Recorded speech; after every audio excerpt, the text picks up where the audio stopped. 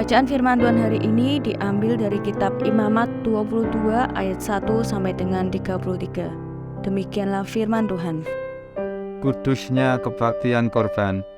Tuhan berfirman kepada Musa, Katakanlah kepada Harun dan anak-anaknya, supaya mereka berlaku hati-hati terhadap persembahan-persembahan kudus yang dikuduskan orang Israel bagiku, agar jangan mereka melanggar kekudusan namaku yang kudus. Akulah Tuhan. katakanlah kepada mereka, setiap orang di antara kamu turun-temurun, yakni dari antara segala keturunanmu, yang datang mendekat kepada persembahan-persembahan kudus yang dikuduskan orang Israel bagi Tuhan, sedang ia dalam keadaan najis, maka orang itu akan dilenyapkan dari hadapanku. Akulah Tuhan. Seseorang dari keturunan Harun yang sakit kusta atau mengeluarkan lelehan, janganlah memakan persembahan-persembahan kudus sebelum ia menjadi tahir.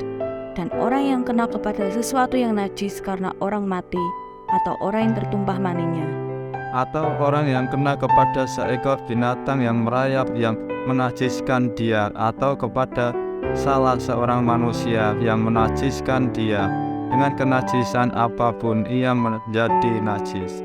orang yang kena kepada yang demikian itu menjadi najis sampai matahari terbenam. Dan janganlah ia makan dari persembahan-persembahan kudus sebelum ia membasuh tubuhnya dengan air. Sesudah matahari terbenam, barulah ia menjadi tahir, dan sesudah itu bolehlah ia makan dari persembahan-persembahan kudus itu, karena itulah yang menjadi makanannya. Janganlah ia makan bangkai atau sisa mangsa binatang buas, supaya jangan ia menjadi najis karenanya. Akulah Tuhan. Dan mereka harus tetap berpegang pada kewajibannya terhadap aku, supaya dalam hal itu jangan mereka mendatangkan dosa kepada dirinya dan mati oleh karenanya, karena mereka telah melanggar kekudusan kewajiban itu. Akulah Tuhan yang menguduskan mereka.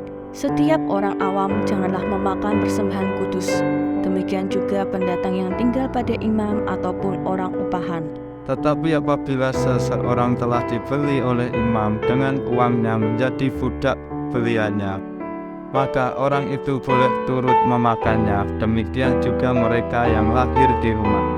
Apabila anak perempuan imam bersuamikan orang awam, janganlah ia makan persembahan khusus dari persembahan-persembahan kudus. Tetapi apabila perempuan itu menjadi janda atau diceraikan, dan ia tidak mempunyai anak, dan telah kembali ke rumah ayahnya seperti waktu ia masih gadis, maka ia boleh makan dari makanan ayahnya. Tetapi setiap orang awam janganlah memakannya. Apabila seseorang dengan tidak sengaja memakan persembahan kudus, ia harus memberikan dirinya kepada imam dengan menambah 1/5. Janganlah para imam melanggar kekudusan persembahan-persembahan kudus orang Israel yang telah dikhususkan bagi Tuhan. Karena dengan demikian mereka mendatangkan kepada orang Israel kesalahan yang harus ditebus. Apabila mereka memakan persembahan-persembahan kudus mereka, sebab akulah Tuhan yang menguduskan mereka. Tuhan berfirman kepada Musa, Berbicaralah kepada Harun serta anak-anaknya dan kepada semua orang Israel, dan katakan kepada mereka, siapapun dari umat Israel yang dari orang asing di antara orang Israel yang mempersembahkan persembahannya, baik berupa sesuatu persembahan nazar maupun berupa sesuatu persembahan sukarela yang hendak dipersembahkan mereka kepada Tuhan sebagai korban bakaran, maka supaya Tuhan berkenan akan kamu, haruslah persembahan itu tidak bercela dari lembu jantan, domba, atau kambing. Segala yang bercacat badannya janganlah kamu persembahkan, karena dengan itu Tuhan tidak berkenan akan kamu. Juga apabila seseorang mempersembahkan kepada Tuhan korban keselamatan sebagai pembayar nazar khusus atau sebagai korban sukarela dari lembu atau kambing domba, maka korban itu haruslah yang tidak bercela, supaya Tuhan berkenan akan dia. Janganlah badannya bercacat sedikit pun. Binatang yang buta atau yang patah tulang, yang luka atau yang berbisul, yang berkedal atau yang berkurap, semuanya itu janganlah kamu persembahkan kepada Tuhan. Dan binatang yang demikian janganlah kamu taruh sebagai korban api-apian bagi Tuhan ke atas mezbah.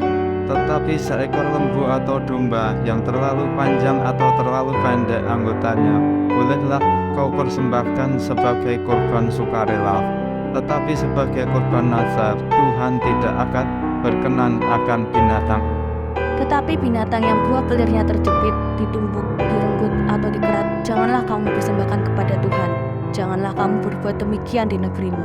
Juga dari tangan orang asing, janganlah kamu persembahkan sesuatu dari semuanya itu sebagai santapan Allahmu, karena semuanya itu telah rusak dan bercacat badannya. Tuhan tidak akan berkenan akan kamu karena persembahan-persembahan. Tuhan berfirman kepada Musa, Apabila seekor anak lembu atau anak domba atau anak kambing dilahirkan, maka haruslah itu tinggal 7 hari lamanya dengan induknya. Tetapi sejak hari ke-8 dan seterusnya, Tuhan berkenan akan binatang itu kalau dipersembahkan berupa korban api-apian dagingnya. seekor lembu atau kambing atau domba janganlah kamu sembelih bersama dengan anaknya pada 1 hari juga. Dan apabila kamu menyembelih korban syukur bagi Tuhan, kamu harus menyembelihnya sedemikian, hingga Tuhan berkenan akan kamu. Pada hari itu juga korban itu harus dimakan. Janganlah kamu tinggalkan apa-apa daripadanya sampai pagi. Akulah Tuhan. Dengan demikian kamu harus berpegang pada perintahku dan melakukannya. Akulah Tuhan. Janganlah melanggar kekudusan namaku yang kudus, supaya aku dikuduskan di tengah-tengah orang Israel, sebab akulah Tuhan yang menguduskan kamu, Yang membawa kamu keluar dari tanah Mesir, supaya aku menjadi Allahmu. Akulah Tuhan. Amin.